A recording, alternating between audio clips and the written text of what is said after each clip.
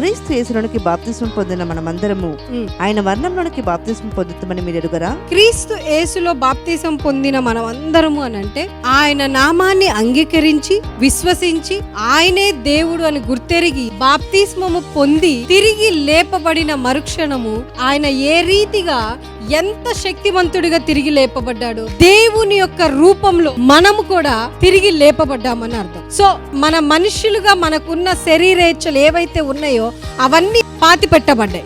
మనం మళ్ళీ తిరిగి లేపబడ్డామంటే ఎలా లేపబడ్డామంట?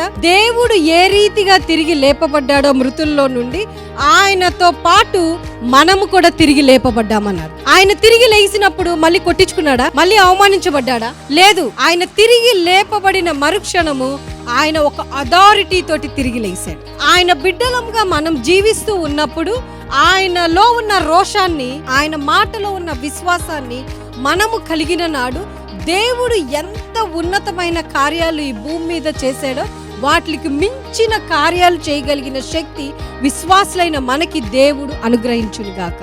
అందుకే ఎప్పుడు కూడా మన యొక్క విశ్వాసం శారీరక సంబంధమైన విశ్వాసం మనకు ఉండకూడదు. మనిషి చెయ్యడు అంటాడు, దేవుడు చేస్తాడు అంటాడు. మన సెన్సెస్ కాదు అని అంటది, బట్ విశ్వాసం అయ్యిద్ది అని అంటాడు. నువ్వు దేని వైపు మళ్ళుతున్నావు?